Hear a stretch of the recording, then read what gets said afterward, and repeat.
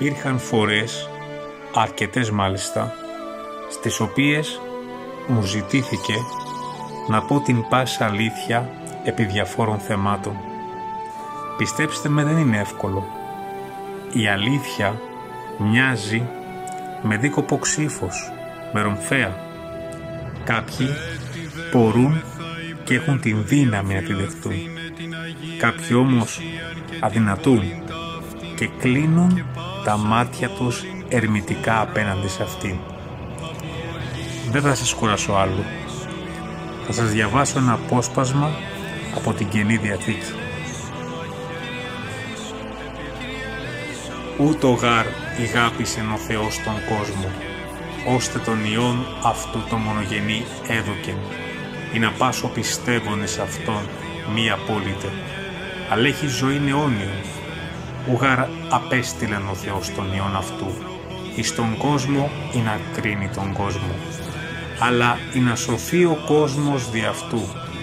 Ο πιστεύων εις Αυτόν ου κρίνεται. Ο δε μη πιστεύων ήδη κέκριται, ότι μη πεπίστευκεν εις το όνομα του μονογενούς Υιού του Θεού. Αυτή δε έστιν η κρίσις, ότι το φως ελήλυθεν εις τον κόσμο και ηγάπησαν οι άνθρωποι, μάλλον το σκότος ή το φως. Ειν γάρ πονηρά αυτόν τα έργα. Πας γάρ ο φαύλα πράσον μισεί το φως και ουκ έρχεται προς το φως, ή να μη ελεγχθεί τα έργα αυτού.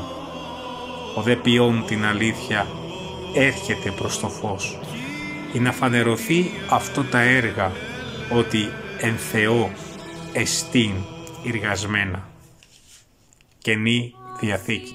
Και στο σημείο αυτό να τονίσω πλέον ότι η ανθρωπότητα ξεκίνησε να διανύει μία πραγματικότητα, μία αλήθεια, ένα γεγονός, το οποίο αρκετοί αρνούνται να δεχτούν και κλείνουν τα μάτια τους ερμητικά απέναντι σε αυτή την αλήθεια.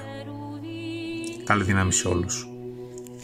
Ενδοξότεραν ασυγκρίτως των Σεραφείμ, την αδιαυτόρος Θεόν λόγων τεκούσαν, την όντως Θεοτόκον σε μεγαλύνομεν.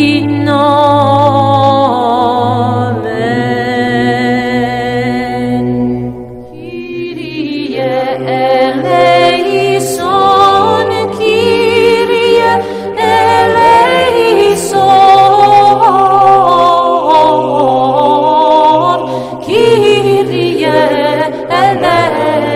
ελέησον, Κύριε ελέησον, Κύριε ελέησον, Κύριε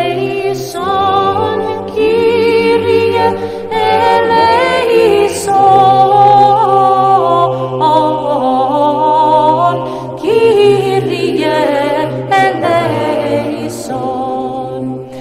Kyrie eleison, Kyrie eleison, Kyrie eleison, Kyrie eleison, Kyrie eleison, Kyrie eleison, Kyrie eleison, Kyrie eleison, Kyrie eleison, Kyrie eleison.